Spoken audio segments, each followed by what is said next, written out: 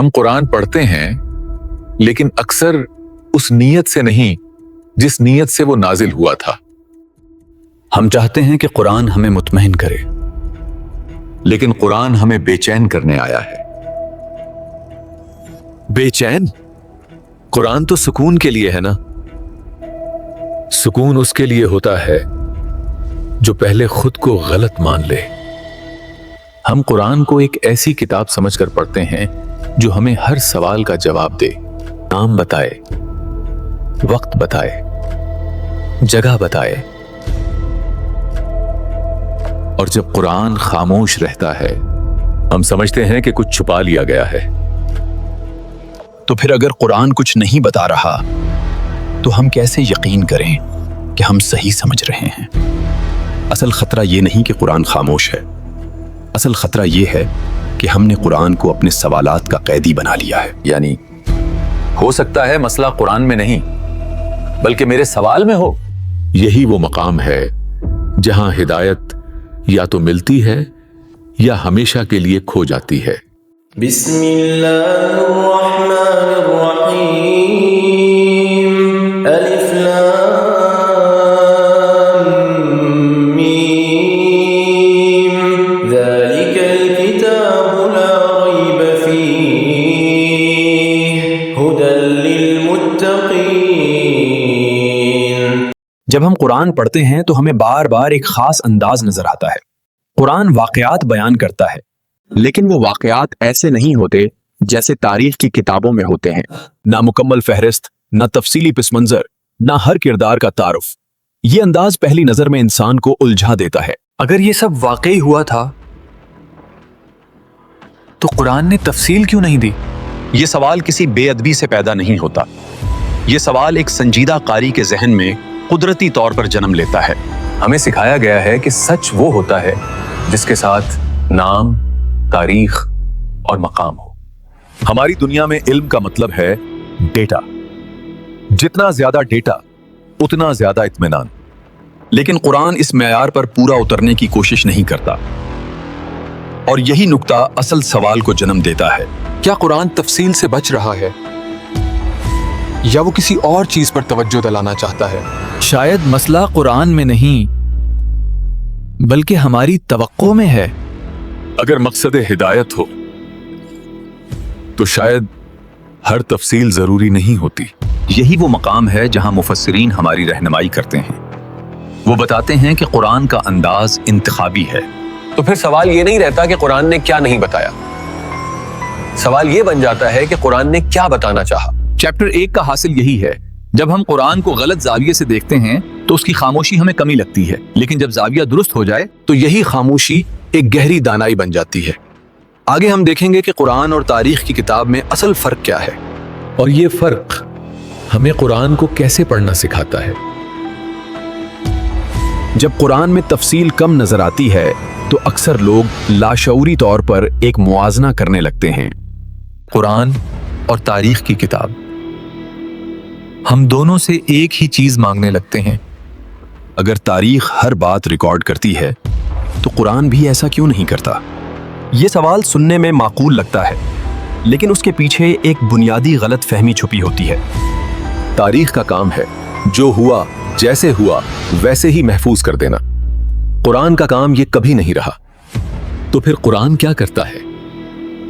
قرآن واقعات کو محفوظ نہیں کرتا، قرآن معنی کو زندہ کرتا ہے۔ تاریخ ماضی کو قید کرتی ہے، قرآن انسان کو حال میں جوابدہ بناتا ہے۔ یعنی قرآن یہ نہیں پوچھتا کہ کیا ہوا تھا، بلکہ یہ پوچھتا ہے کہ اس سے تم پر کیا اثر پڑنا چاہیے۔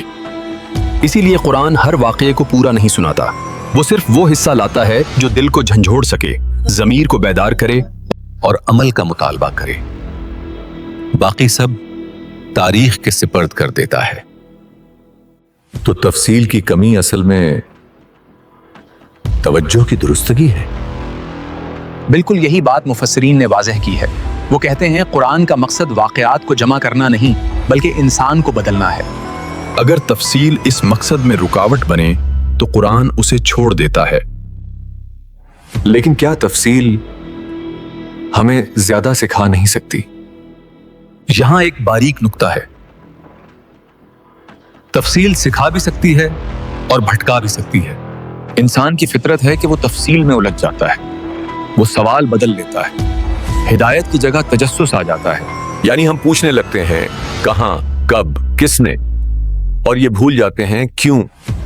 कुरान इसी तब्दीली को रोकता है। वो इंसान को गैर जरूरी सवालात में मशगूल नहीं होने देता, वो सवाल को वापस असल सिमत में मोड़ देता है। शायद इसीलिए कुरान का हर वाकया आज भी हमसे बात करता है, क्योंकि वो किसी खास जमाने का कैदी नहीं, वो किसी नक्शे में बंद नहीं, वो हर उस शख्स से मुखातिब है जो सुनने को तैयार हो। यही फर्क है तारीख और कुरान के दरमियान। तारीख बताती है कि क्या हुआ, कुरान पूछता है कि अब तुम क्या करोगे। चैप्टर 2 का हासिल ये है, जब हम कुरान को तारीख की ऐनक से देखते हैं तो उसकी खामोशी हमें अधूरी लगती है, लेकिन जब हम इसके असल मकसद को समझते हैं तो यही खामोशी हिदायत का रास्ता बन जाती है। आगे हम ये समझेंगे कि कुरान नाम, मकाम और ज़माना अक्सर क्यों नहीं बताता और उसके पीछे क्या दानाई कार फरमा है। जब कुरान किसी कौम या वाक़े का जिक्र करता है और उसका नाम नहीं बताता तो ये महज इत्तफाक नहीं होता, ये एक मुंतखब खामोशी होती है, ऐसी खामोशी जो खुद बोलती है। अगर नाम मालूम हो जाए तो समझना आसान नहीं हो जाता। बेज़ाहिर ये बात दुरुस्त लगती है, लेकिन कुरान आसानी नहीं, असर को तरजीह देता है। नाम असर को महदूद कर देता है। कैसे? जब किसी कौम का नाम आ जाता है तो इंसान लाशूरी तौर पर उसे दूसरों से जोड़ देता है। वो कहता है ये वो लोग थे, हम नहीं।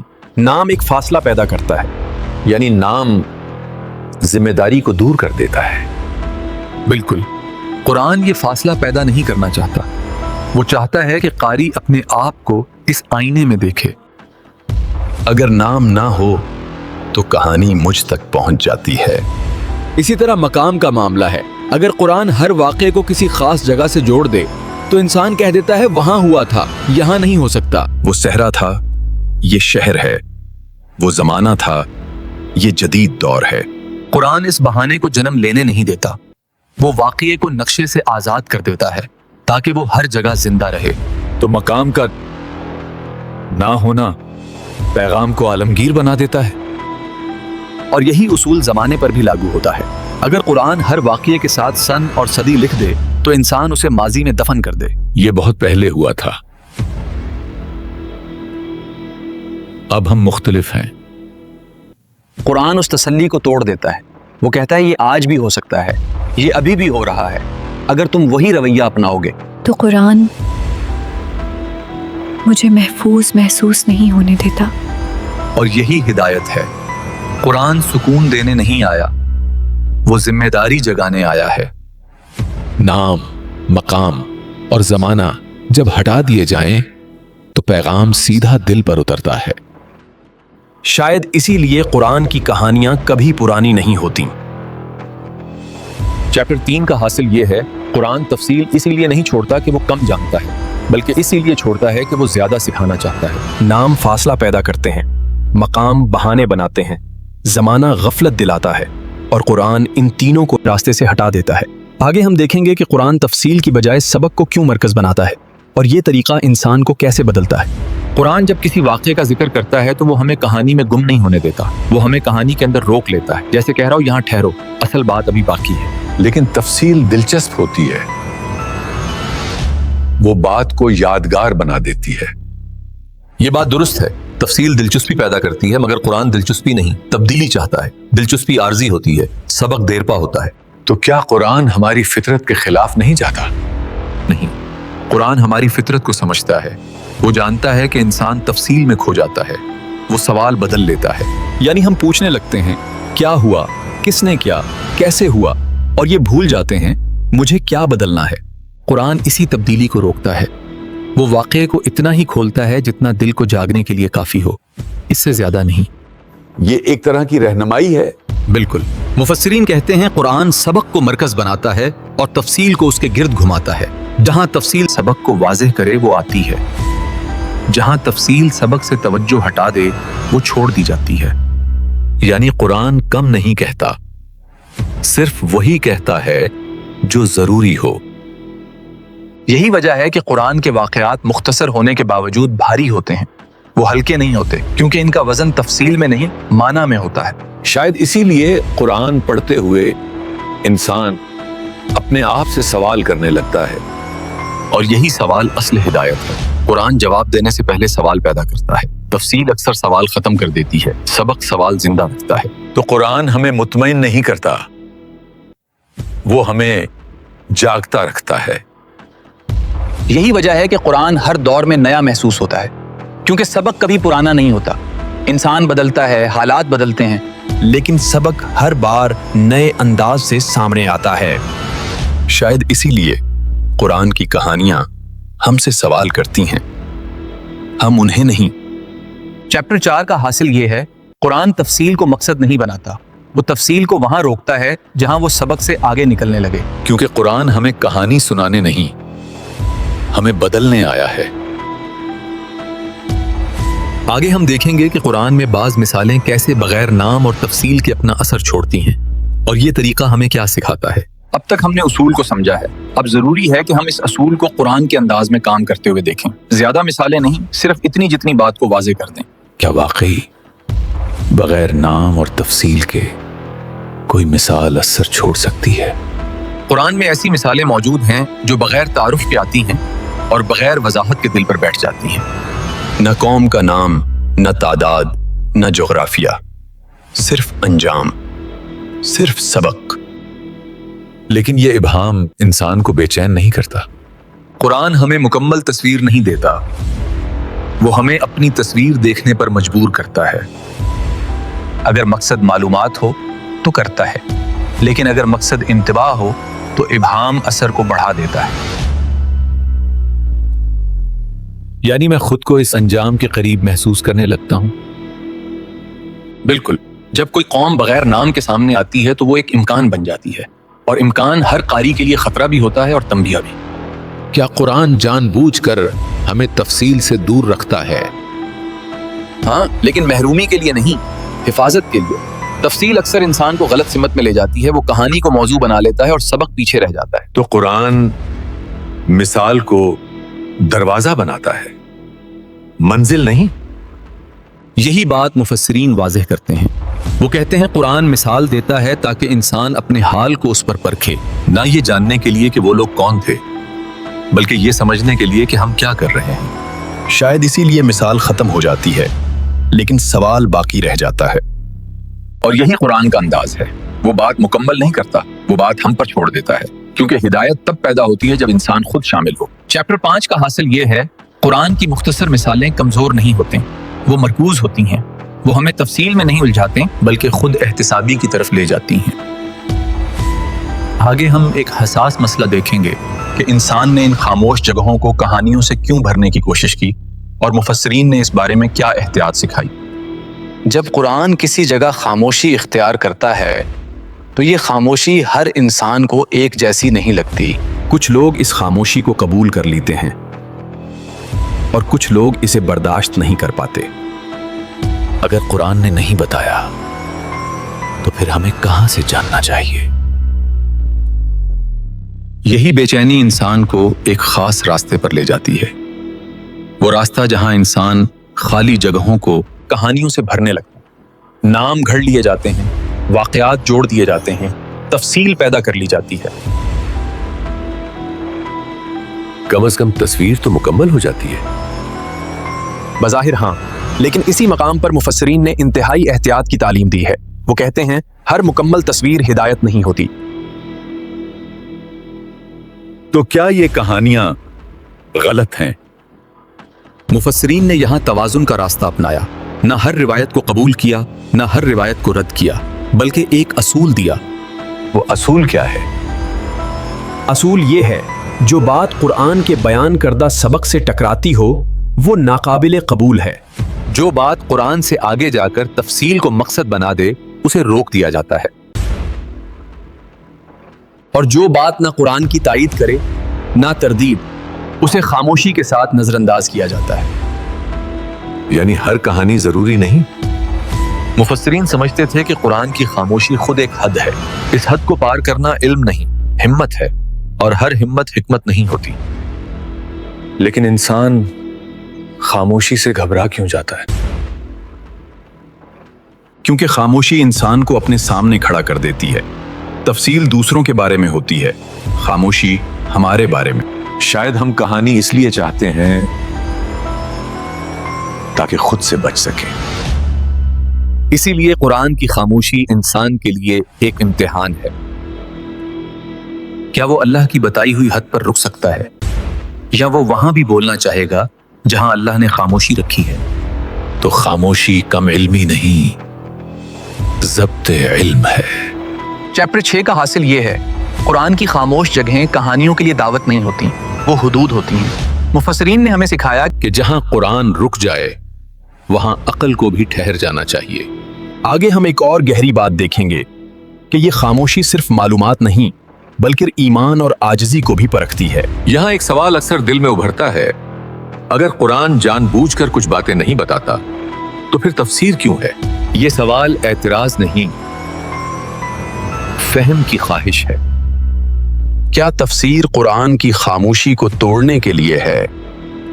نہیں، تفسیر خاموشی کو نہیں توڑتی، وہ خاموشی کی حد مقرر کرتی ہے۔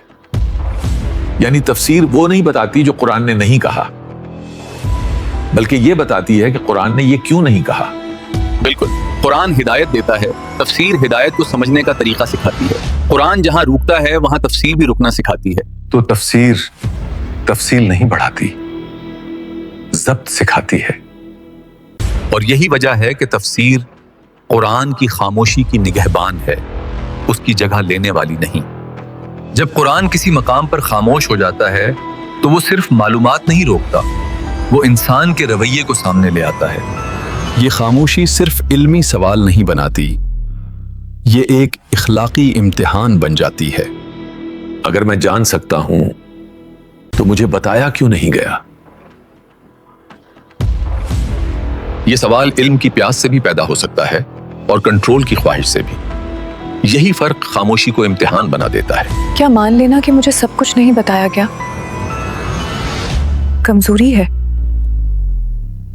قرآن اسے کمزوری نہیں کہتا، قرآن کے نزدیک یہ عاجزی ہے، یہ تسلیم کہ ہدایت ہر معلوم چیز میں نہیں بلکہ ہر ضروری چیز میں ہے۔ لیکن میرا دل پھر بھی جاننا چاہتا ہے۔ یہ فطری ہے، قرآن تجسس کو ختم نہیں کرتا، وہ اسے حد میں رکھتا ہے۔ وہ انسان کو سکھاتا ہے کہ ہر سوال پوچھا جا سکتا ہے لیکن ہر سوال پیچھا نہیں کیا جاتا۔ یعنی خاموشی ایک دیوار نہیں، ایک دروازہ ہے۔ بالکل، یہ دروازہ انسان کو دو راستوں میں سے ایک پر لے جاتا ہے، یا تو وہ خاموشی کو قبول کر کے سبق کی طرف بڑھتا ہے، یا وہ خاموشی سے لڑ کر تفصیل میں کھو جاتا ہے۔ شاید اسی لیے خاموشی مجھے بے چین کرتی ہے، کیونکہ خاموشی انسان کو اپنے نفس کے سامنے کھڑا کر دیتی ہے، تفصیل ذہن کو مصروف رکھتی ہے، خاموشی دل کو بے نقاب کرتی ہے۔ تو قرآن مجھے صرف سکھاتا نہیں، مجھے ناپتا بھی ہے۔ ہاں، یہ دیکھتا ہے کہ انسان ہدایت کو قبول کرتا ہے یا کنٹرول چاہتا ہے۔ کیا وہ یہی کافی ہے کہہ سکتا ہے، یا وہ مجھے اور چاہیے پر اصرار کرے گا؟ شاید ایمان ہر جواب جاننے کا نام نہیں، بلکہ ہر جواب کی ضرورت نہ پڑنے کا نام ہے۔ چیپٹر 7 کا حاصل یہ ہے، قرآن کی خاموشی صرف علمی دانائی نہیں، یہ روحانی تربیت ہے۔ یہ انسان کو سکھاتی ہے کہ کہاں رکنا ہے، کہاں مان لینا ہے اور کہاں جھک جانا ہے۔ آگے ہم دیکھیں گے کہ یہی اصول آج کے دور میں ہماری معلوماتی بے چینی کے بیچ کیسے رہنمائی فراہم کرتا ہے۔ ہم ایک ایسے دور میں رہ رہے ہیں جہاں خاموشی نایاب ہو گئی ہے۔ ہر سوال کا فوری جواب، ہر چیز کی وضاحت، ہر بات کا ڈیٹا، یہی ہمارا معمول بن چکا ہے۔ لیکن اسی شور میں قرآن کی خاموشی اور زیادہ نمایاں ہو جاتی ہے۔ آج جب سب کچھ ایک کلک پر مل جاتا ہے تو قرآن کی خاموشی پریشان کیوں کرتی ہے؟ کیونکہ ہم نے علم کو مقدار سے ناپنا سیکھ لیا ہے، جتنا زیادہ علم اتنا زیادہ اطمینان، یہی ہمارا گمان ہے۔ لیکن قرآن اس پیمانے کو قبول نہیں کرتا۔ اگر معلومات بڑھتی جا رہی ہیں تو انسان بہتر کیوں نہیں ہو رہا؟ یہی وہ سوال ہے جس کا جواب قرآن کی خاموشی میں چھپا ہے۔ قرآن معلومات نہیں روکتا، وہ غیر ضروری بوجھ ہٹا دیتا ہے، وہ انسان کو سوچنے کے لیے خالی جگہ دیتا ہے۔ यानी खामोशी कमजोरी नहीं, एक वक्फा है। हाँ, ये वक्फा इंसान को मौका देता है कि वो खुद से पूछे, क्या मैं जानने में मसरूफ हूं या बदलने के लिए तैयार हूं। शायद हम हर बात इसलिए जानना चाहते हैं ताकि जिम्मेदारी से बच सकें। कुरान हमें महफूज नहीं, हमें जिम्मेदार बनाता है। ये एक सख्त बात है लेकिन सच्ची है। मालूमात अक्सर इंसान को महफूज महसूस कराती है, खामोशी उसे जवाबदेह बनाती है। तो कुरान की खामोशी आज भी हमें चैलेंज करती है। आज शायद कल से भी ज्यादा, क्योंकि आज हर खाली जगह मवाद से भर दी जाती है। कुरान उन खाली जगहों को बचाता है ताकि इंसान वहां खुद को रख सके। शायद इसीलिए कुरान का पैगाम वक्त के साथ पुराना नहीं होता, क्योंकि वो हर दौर के इंसान से एक ही सवाल करता है, तुम मालूमात चाहते हो या हिदायत, तुम जानना चाहते हो या बदलना चाहते हो। चैप्टर 8 का हासिल ये है, कुरान की खामोशी आज के शौर में और ज्यादा माना रखती है। ये हमें रफ्तार से नहीं, सिम्मत से जोड़ती है। आगे हम इस सफर को एक जामे इंजाम तक ले जाएंगे, जहां हम देखेंगे कि ये खामोशी आखिर हमें कहां ला खड़ा करती है। अब अगर हम इस पूरे सफर को इकट्ठा करके देखें तो एक बात साफ हो जाती है, कुरान किसी चीज से गाफिल नहीं। वो जो कुछ नहीं कहता वो भी जानबूझकर नहीं कहता। तो फिर कुरान की खामोशी आखिर हमें क्या सिखाती है? वो हमें एक नया जाविया देती है। ये सिखाती है कि हर मालूम चीज जरूरी नहीं और हर जरूरी चीज मालूम होना लाजिम नहीं। बिल्कुल, अक्सर हिदायत इसी जगह मिलती है जहां इंसान खामोशी के साथ रुक जाता है, जहां वो कहता है यही काफी है। यानी हिदायत हमेशा तफसील में छुपी नहीं होती। शायद उसी लम्हे इंसान सीखना शुरू करता है। कुरान हमें हर सवाल का जवाब नहीं देता, लेकिन वो हमें हर जवाब के लिए दुरुस्त सवाल दे देता है, और यही असल रहनुमाई है। एक ऐसा रास्ता जहां इंसान कम जानने के बावजूद ज्यादा बदलता है, जहां खामोशी खाली नहीं बल्कि भरी हुई होती है माना से। तो ये कमी नहीं, ये कमी नहीं, ये दानाई है। ये वो दानाई है जो इंसान को कहानी से निकालकर आईने के सामने ले आती है। और आखिर में कुरान हमसे ये नहीं पूछता कि तुमने क्या जाना, वो पूछता है तुमने क्या बदला। अगर कुरान हर बात खोल देता तो शायद हमें सोचने की जरूरत ना रहती, और अगर हमें सोचने की जरूरत ना रहती तो शायद हिदायत भी एक मालूमात बनकर रह जाती। लेकिन कुरान ने खामोशी को अपना अंदाज बनाया ताकि इंसान बोलने से पहले सुनना सीखे। और शायद यही सुनना ईमान की इब्तिदा है। ये कमी नहीं, ये दानाई है।